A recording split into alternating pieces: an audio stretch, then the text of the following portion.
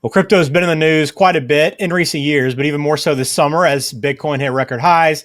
The administration's been talking about it more and more. The crypto is becoming much more part of our daily lives financially. But how should it be fitting into your portfolio? How should you handle the volatility of crypto? We'll get into that today with Harrison.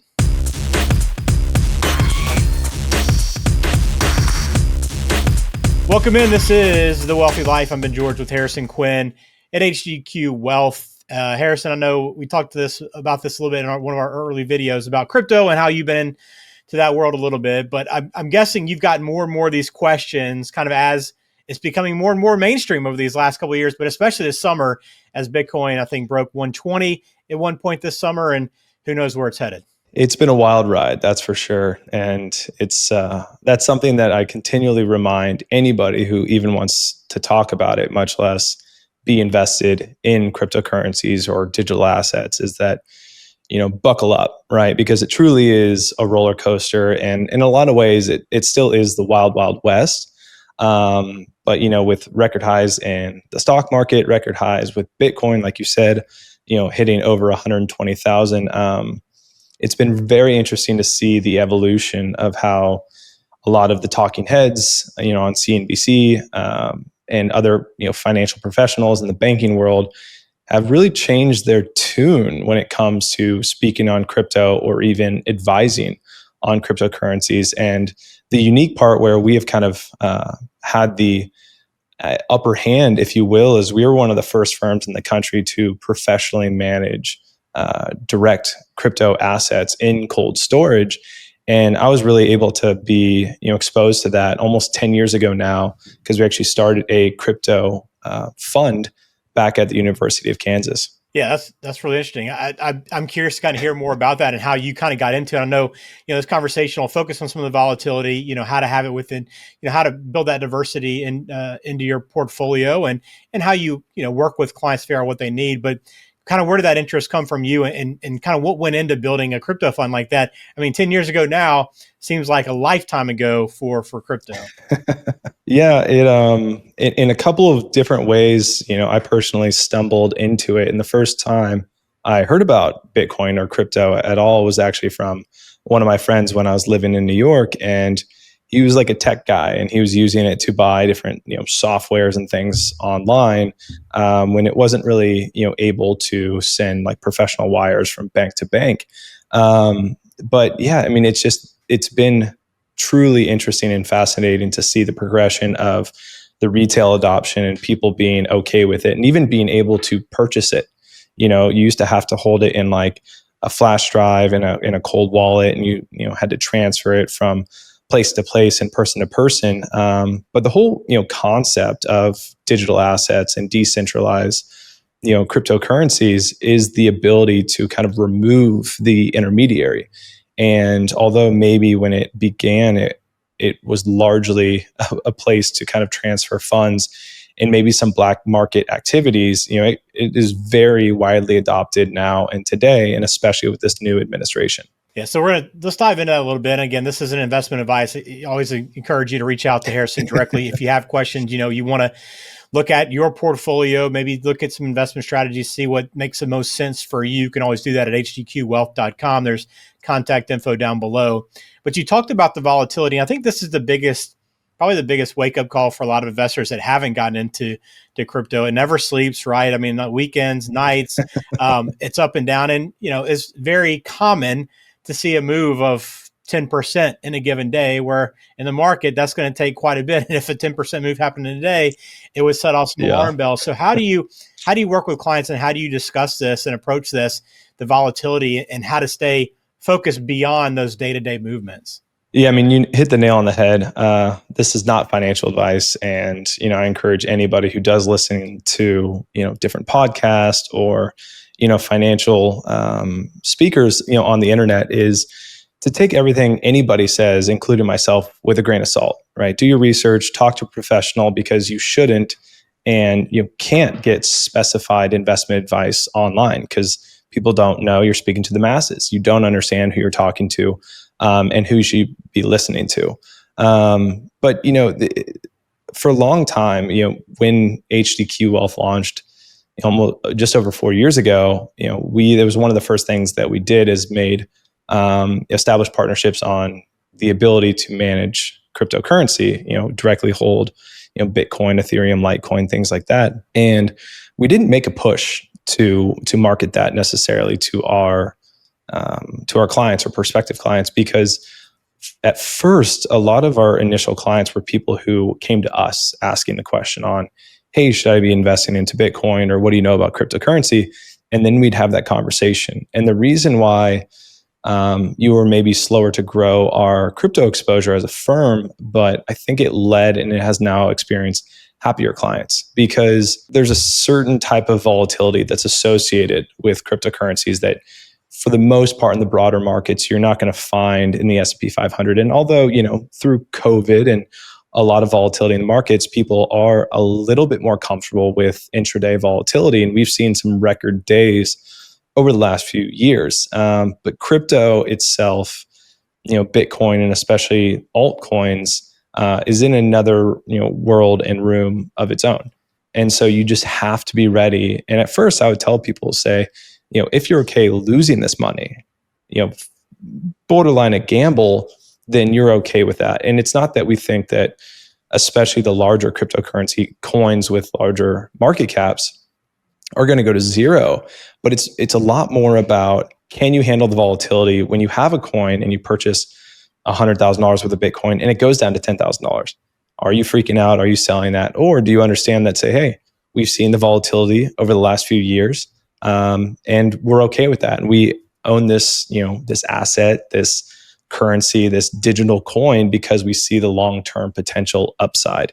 And the interesting part is that crypto investors actually make for better public equity investors, because you see the volatility in your portfolio swinging up and down and sideways, where, if you're maybe a really conservative investor and you only own blue chip stocks or bonds, and you'll see some Nvidia or Tesla swings, that's going to make you uncomfortable. But if you have seen your portfolio swing 10s, 20s, 30s, 40% in a year through cryptocurrency holdings, it makes you a little bit more tolerant to volatility in your core portfolio. It's interesting you say that, because it's got to make you a better investor, generally speaking, if you can tolerate that and you look at what happens in the market and you can keep that long-term perspective. Because I know that's the approach you want to take with your money in most cases, right? Is having that long-term view on things.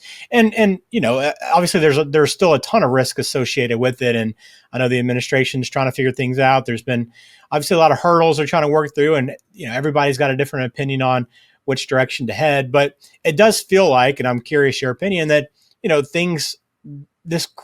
digital world of money is here to stay. And obviously Bitcoin's pretty entrenched at this point. There's some other areas here. Stable coins, I know, is a big part of that movement as well. But it does seem like the risk is dropping a little bit, although there's still a ton involved with it. The most interesting part about the decentralized world of cryptocurrency is just that. And that's the same benefit is what scares people, and frankly what makes banks not fans of it, is because they can't charge the fee, right? They can't, if you're doing a wire, doing a transaction in ACH, and all these transactions and credit cards and things like that, they can charge their fee. And most banks, up until recently, publicly weren't disclosing that they were custodying cryptocurrencies. And so therefore, people know how banks work. They take your money, then they lend it out 10 times. And so when it's not advantageous for banks and or administrations, meaning, our government, if they can't centralize this large, market cap currency, they're not a fan, because the regulation is scary and unknown.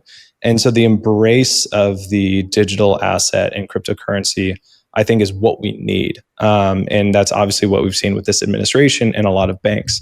And don't know the exact amount, but I think one of the last reported amounts is that the US government holds about 200,000 Bitcoin currently. And I think China is rivaling, that custody of those assets as well. And there's been a mandate to not liquidate or sell any of those. And really, that's just interesting for, people and retail investors to understand, is that this is probably not going anywhere. And this is probably not an asset that is most likely going to zero. And so, like you said, it's de-risked a little bit in that way because you're having these large scale adoptions. And this is speaking just high level on, what the kind of government and the administration and then the retail understanding and adoption has been. But I think the fascinating part is that's not to say any of the other underlying technology and the blockchain technology and the digital asset transactions and what the utility of all these different coins and underlying softwares can provide to your daily use case. And people think that digital assets are this whimsical brand new thing, but most people don't even carry cash anymore. And so the credit card in your wallet or now Apple Pay on your phone is a digital asset. It's a digital currency that you're paying with. And if you go to your bank and you try to ask for your full sum of money, sometimes you're going to have difficulty getting that in cash. And so the liquidity nature of what people think of, it's not attached to anything, and how do I get it? Most people never withdraw or hold, their total value of their bank account or even their investment account in cash. And so that's where it's kind of a funny catch-22 to where people think it's not real. And I'm like, well, what is real? It's dollars on a board in a lot of ways. And so I think it's important to understand what's your risk level, what's your care. I tell people too, I go, even if you think Bitcoin is going to be the greatest investment ever, right or wrong, if you're not interested or you don't want to be a part of it, then don't be. That's a lead with preference type. And that's what we encourage a lot of our clients and prospective investors when we speak with them. Yeah. You've kind of seen that evolution of digital transactions. They're on the smaller scale, right? Apple Pay and things of that nature. But it's very easy to make the transition from that to using stable coins. And I think anybody that's been in that world has seen the value and the benefit of that. You touched on a couple of those big benefits there, just having access to your money, being able to transfer money, send payments as needed. So there's obviously, there's underlying huge benefits for that. And I think that's why people have been invested for so long and have been so passionate about it. But for those that are maybe starting to come around to it a little bit more, maybe asking you a few more questions, how do you help determine how much an investor should have within their portfolio? How do you have that conversation at HDQ Wealth on, hey, let's add some crypto. I want to add crypto to my portfolio, Harrison. What's the best approach to go about that?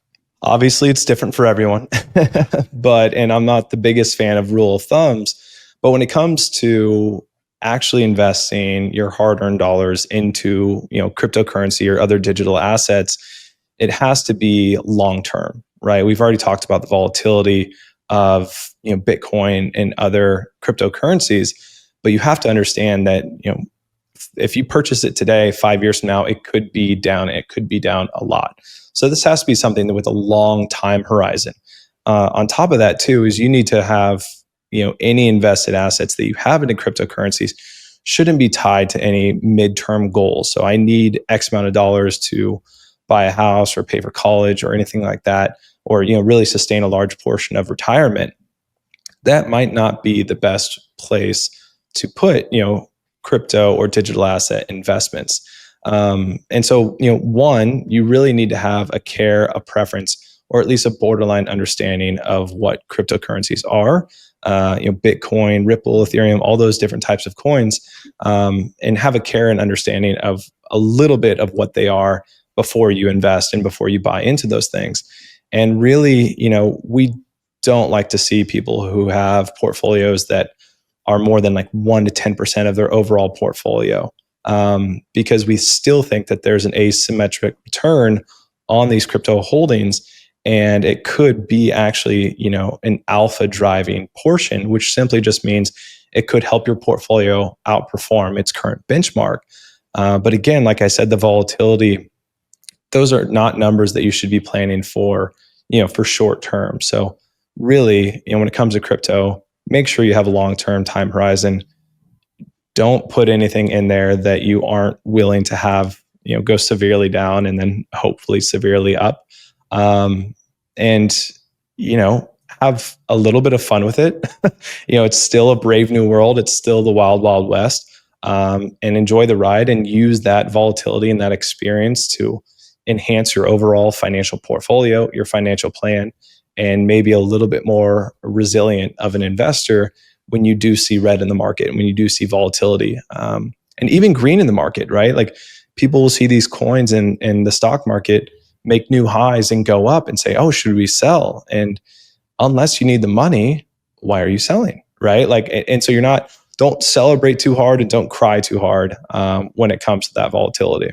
It's much like life. Don't get too high, don't get too low, right? Just kind of try to stay as even keeled as possible. It's tough in this world, but I know that if people have questions about this or curious about, making this a part of their overall portfolio, you're happy to sit down and talk with them. And, there's a great opportunity to request an introduction with HDQ Wealth and begin kind of having these conversations. I'm sure this is something you sound passionate about and would be happy to discuss with someone that, is curious about it. Yeah. And that's the thing. If you can find an advisor that cares to know and cares to manage cryptocurrencies, which I don't think there's a long line of them, but they are out there.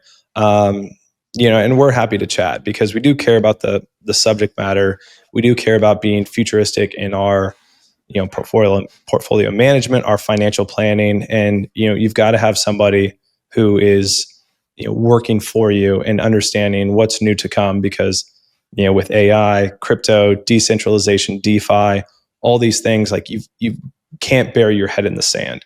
And I, not to knock one of the greatest investors in our lifetime, but Warren Buffett, however many years ago, just a few years ago, said he wouldn't trade $25 for all the Bitcoin in the world. And again, like I said at the beginning, align with preference. He doesn't like or understand cryptocurrency, so therefore he has not been invested, and it's worked out for him, and that's amazing. But I think the market cap for Bitcoin's $2 trillion, which is about 10% of the global supply of gold. So, it's a real amount of money. It's a real, market cap. So I think 2 trillion is larger than $25 last time I used my calculator. But again, lead with preference. And so, if you have the ability to work with a professional when it comes to your overall investments, but especially something more volatile like cryptocurrency, that can definitely aid in making sure that, your investments are properly balanced. I love that. Well, hopefully it's a bit of an introduction for you to crypto and kind of get a little insight into how HDQ Wealth approaches it. And obviously Harrison's very knowledgeable and has been interested in this in many years. So if you have questions, please reach out. Again, hdqwealth.com. You can learn more on the website as well. All the contact info is in the show description. Please also subscribe to the channel as well. I know this probably won't be the only time we discuss crypto thing moving forward, Harrison, but a good place to jump off and begin that conversation. Absolutely. Well, appreciate you watching The Wealthy Life. Another video coming soon, so stay tuned.